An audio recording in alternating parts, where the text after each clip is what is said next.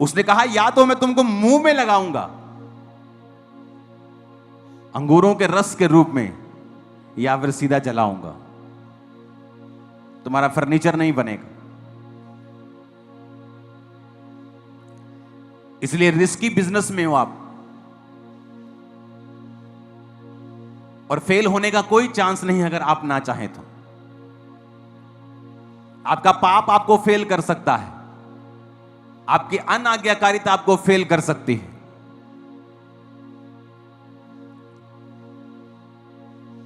Hallelujah, ऊंची आवाज में कहो हालेलुया।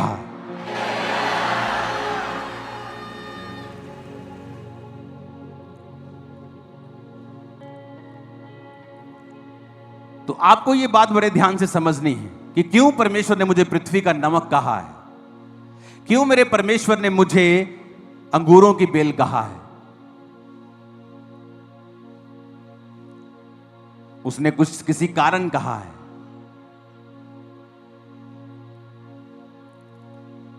और यही वो कारण है जो मैंने आपको बताया है कि प्रभु ने कहा ऐसा मत समझो कि जो दूसरे पापी हैं और तुम भी वही पाप करोगे और तुम्हें सजा नहीं मिलेगी।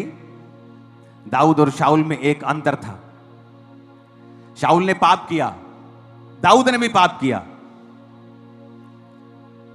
पर शाऊल ने क्या किया, उसको कोई मतलब नहीं था कि परमेश्वर नाराज है। जब शमूएल ने कहा शाऊल प्रभु तेरा राज्य तुझसे छीन कर किसी और को दे देगा क्योंकि तूने गुनाह किया है, उसने नहीं कहा प्रभु मुझे माफ करे। कहा मेरे साथ नीचे पहाड़ पे चल, पहाड़ से नीचे मेरे साथ उतरना, ऐसा ना हो कि तू मेरे साथ ना हो और लोग जो हैं वो सोचे कि शमूएल इससे अलग हो गया। उसे लोगों की चिंता थी, परमेश्वर की चिंता नहीं थी।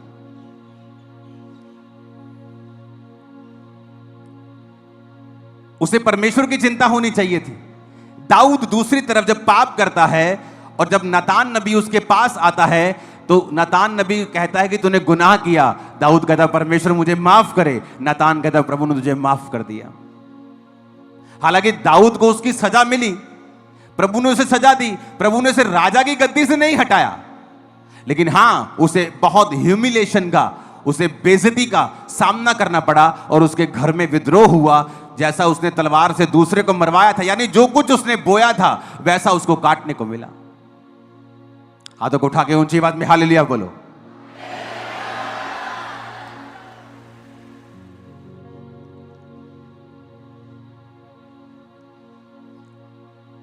और यही फर्क था शाऊल में और दाऊद में।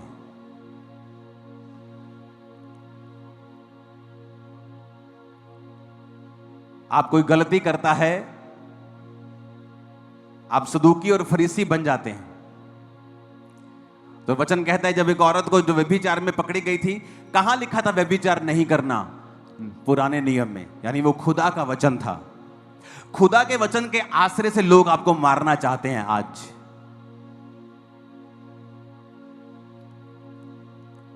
और जब लोगों ने कहा कि हम इसे पत्थरवा करना चाहते हैं क्योंकि मूसा की पुस्तक में लिखा है इसको पत्थरवा करके मार दिया जाए, तो जीसस ने कहा तुम में से जो निष्पाप हो पहले इसको पत्थर मारे।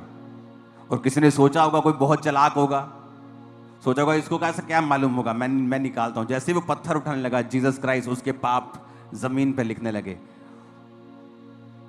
उसे लगा पोल खुल जाएगी, ये भाग जाओ।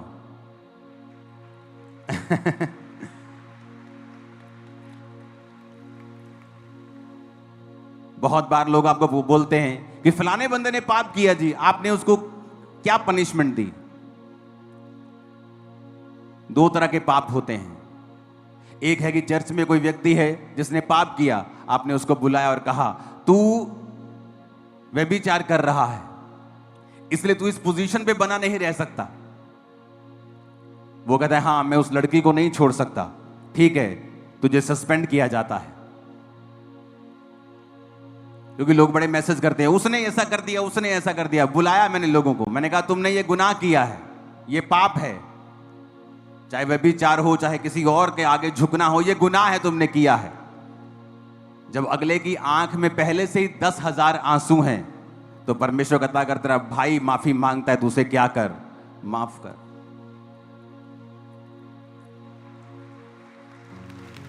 तो उनको सजा दी जाए जो ढीठ हैं, जो अपने गुनाहों की तौबा नहीं चाहते।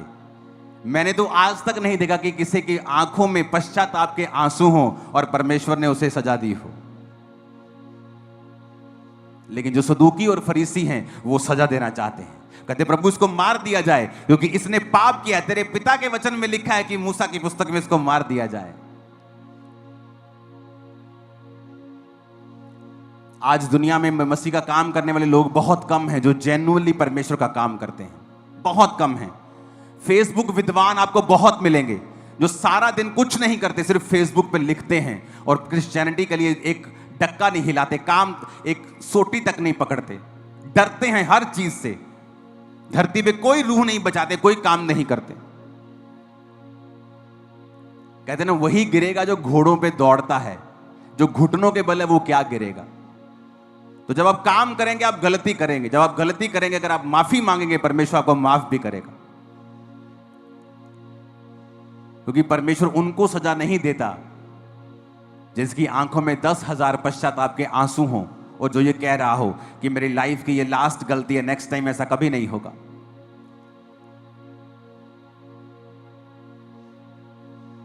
काश प्रभु यीशु मसीह सच में कहीं तू फरीसियों के जैसा नहीं था। तो पतरस ने जब परमेश्वर का इनकार किया था, परमेश्वर कहते मैं तेनू क्या सी ना, मैं तेनू क्या सी कि तू मेरा इनकार करना, जा पा जा, मैं तेनू नहीं बुलाना। बाइबल कहती जब पतरस गिरा यीशु मसीह पास जाके पतरस को बोले पतरस किदा ठीक ठाक, do you love me Peter? हाँ प्रभु मैं तुझसे प्यार करता हूं। दूसरी बार क्या तुम मुझसे प्यार करता है? हाँ प्रभु मैं तुझसे। तीसरी बार पतरस शक में चला गया, प्रभु तुम मुझसे बार बार क्यों पूछ रहे हो? परमेश्वर ने कहा तूने 3 बार मेरा इनकार किया था, अब 3 बार मेरा इकरार भी करके मैं तुझसे प्यार करता हूं। हालेलुया। तो वो कौन बना? चेलों का अगुवा था वो, कलीसिया का खंबा था वो। क्योंकि आज भी सदूकी फरीसियों की आत्मा कलीसियाओं में काम करती है, वो नष्ट करना चाहते हैं एक दूसरे को। वचन कहता है जब आप कुलस्सियों 3 उसकी 13 आयत में पढ़ते हैं, यदि किसी को किसी पर दोष देने का कारण हो तो एक दूसरे की सह लो, एक दूसरे के अपराध क्षमा करो, जैसे प्रभु ने तुम्हारे अपराध क्षमा किए वैसे ही तुम भी करो। लेकिन आज इफिसियां 4 उसकी 32 में लिखा है एक दूसरे पर कृपाल और करुणामय हो, और जैसे परमेश्वर ने मसीह में तुम्हारे अपराध क्षमा किए वैसे ही तुम भी एक दूसरे के अपराध क्षमा करो। मैं आपको फिर से कह रहा हूं, जो लोग मसीहत में काम कर रहे हैं, चाहे वो एक्शन कमेटी हो, खामरा चर्च हो, आने वाले समय में वो 10,000 गुना चमकने जा रहे हैं और बड़े काम करने जा रहे हैं। क्योंकि जो पश्चाताप के आंसू होते हैं वो आदमी को बहुत आगे ले जाते हैं, जो ढीठ आदमी होते हैं वो हटा दिए जाते हैं। और दाऊद पश्चाताप किया, रोया, और शाऊल को अपनी चिंता थी, दाऊद को परमेश्वर की चिंता थी। तो दाऊद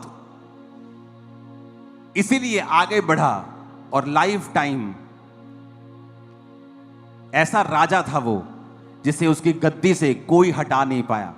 बूढ़ा होकर अपनी उम्र को भोग कर वो परमेश्वर में सोया और उसका बेटा उसके स्थान पर राजा बना। आपके परमेश्वर के साथ रिलेशनशिप है, आप पीछे मत जाएं। शैतान ने कुछ आपकी लाइफ में कुछ किया, आपने कुछ गलती की, आगे बढ़ें, उस गलती को फिनिश करें, आगे बढ़ें, फास्टिंग करें, रोजे रखें, एक नए अटैक के साथ, नई फायर के साथ शैतान के राज्य को फिर से खत्म करें। हालेलुया। और मेरा बिलीव है आने वाले समय में आप एक बड़ी बेदारी का कारण होंगे, एक बहुत बड़ी बेदारी, बहुत बड़ी बेदारी, बहुत बड़ी बेदारी। आप खुद हैरान होंगे कि किस तरह से नदियों की तरह लोग परमेश्वर में आ रहे हैं। हालेलुया।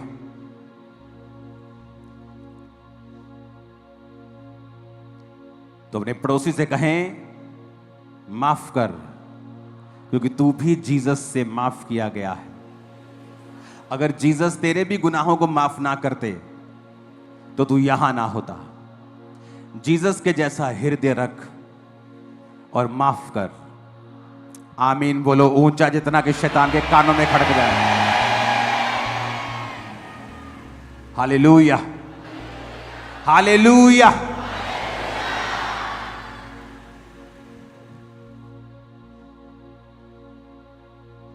प्रार्थना कर ताकि तू परीक्षा में ना पड़े। आपको लगता है आपका शरीर हावी हो रहा है, आप किसी समाज के बहकावे में आ गए, या आप व्यभिचार के बहकावे में आ गए, या आप नशे के बहकावे में आ गए, क्योंकि आपके शरीर की अभिलाषा आप पर हावी हो गई, तो रोजे रख लो।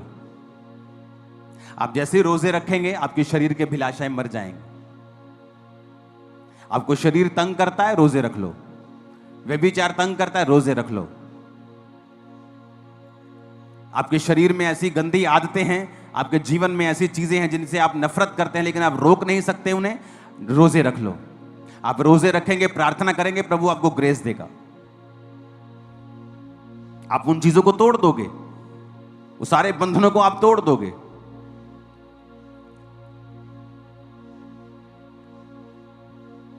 हालेलुया।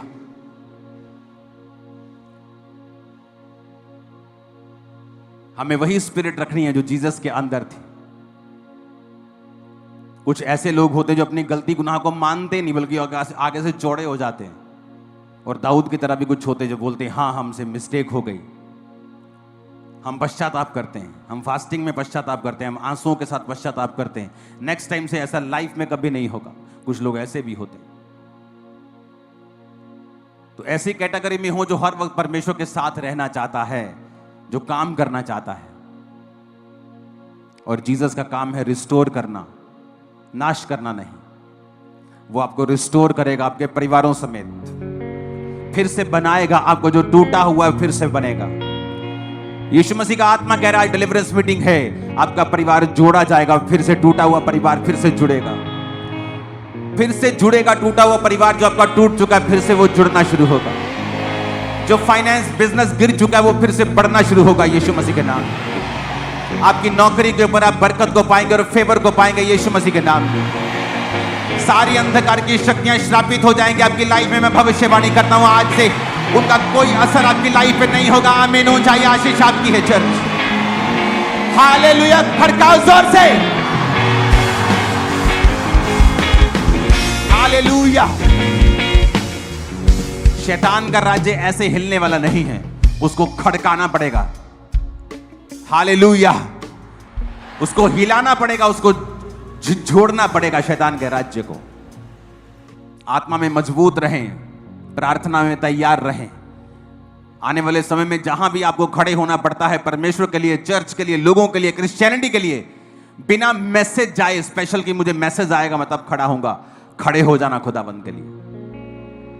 मैं आपको सच कह रहा हूं, परमेश्वर आपकी ओर देख रहा है। यह भविष्यवाणी थी कि पूरे वर्ल्ड से ऐसे लोग जो इंडियंस नहीं थे, भविष्यवाणियां की गई थी कि पंजाब से बेदारी शुरू होगी जो पूरी दुनिया तक जाएगी। वो लोग शायद पंजाब में आए भी ना हो जिन्होंने पंजाब के लिए भविष्यवाणी की थी। परमेश्वर जानता था क्या होने वाला है, वो जानता है क्या होने वाला है। शैतान को भी मालूम है क्या होने वाला है। आओ मिलकर प्रार्थना में रहेंगे, फास्टिंग में रहेंगे, उसके राज्य के लिए काम करते रहेंगे। और मेरा पिता, मेरा परमेश्वर जब आपको उसके राज्य के लिए वफादारी के साथ काम करता हुआ देखेगा, वो आपको सुरक्षित रखकर, आपको आशीषित कर कर ऊंचा लेके जाएगा। और हर वो आंख जो आपको शर्मिंदा देखना चाहती है खुद शर्मिंदा होगी यीशु मसीह के नाम। मैंने कहा हर वो आंख जो आपको नीचा देखना चाहती है खुद नीचे होगी, तो आपकी आंख नीचे नहीं होगी। लोग इंतजार कर रहे हैं कब आप गिरें और वो आपका फायदा उठाएं। मैं यीशु मसीह के नाम में भविष्यवाणी करता हूं, ये घमंड नहीं, वो लाइफ टाइम वेट करते हुए मर जाएंगे लेकिन आपको गिरता हुआ कभी ना देखेंगे। आमीन। मेरे को ऊंचा चाहिए और साथ चाहिए यीशु मसीह के नाम।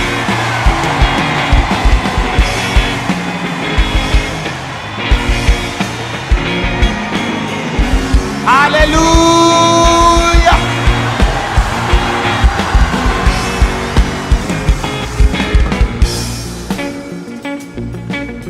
आमीन।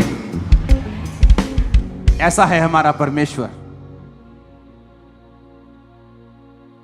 कहता यादव तू पूरा मेरा है, या मैं तेरी जवानी में नहीं लेनी फिर एक,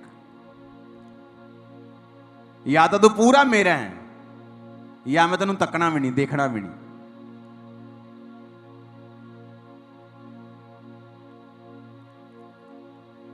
अपने पड़ोसी को बोलो तुम नमक हो, अपना ध्यान रखना।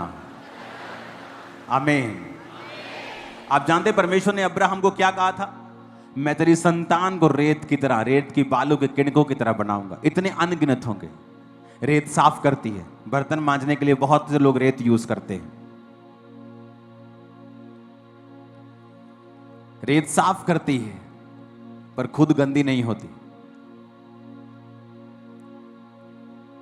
नमक स्वाद बढ़ाता है, लेकिन अगर खुद गंदा हो जाए तो उसका स्वाद कोई बढ़ा नहीं सकता। अंगूरों की बेल आपको स्वाद देती है, लेकिन अगर खुद सूख जाए तो किसी काम की नहीं। तो प्रभु ने हमारी तुलना ऐसी चीजों के साथ की है जो जीवित अगर हों, अगर अच्छी हों तो बड़ी ही शानदार है, उनके बिना कोई और कुछ कर नहीं सकता। वो टॉप पे हैं, लेकिन अगर बिगड़ जाएं तो सीधा बॉटम पे हैं। या तो फर्स्ट हैं तो या तो लास्ट हैं। कहता मैं अल्फा और ओमेगा और आदि और अंत हूं। तो फैसला करना है कि या तो पहले रहना है तो या आखिर में रहना है। बीच का कोई स्थान आप लोगों के लिए नहीं। अपने दोनों हाथों को जितना उठा सकते हो 90 डिग्री उठा लो। आज से यीशु मसीह के नाम में आप फर्स्ट पे रहें। फर्स्ट पे रहने का मसा आपके हाथों और जीवनों पे आ जाए और छा जाए यीशु मसीह के नाम में। आमीन। ऊंचाई आशीष आप, आपके परिवार, आपके फाइनेंस, आपके जीवन पे हो यीशु मसीह के सामर्थ्य नाम में। आमीन। ऊंचाई आशीष हमारी, आमीन। ऊंचाई आशीष हमारी है।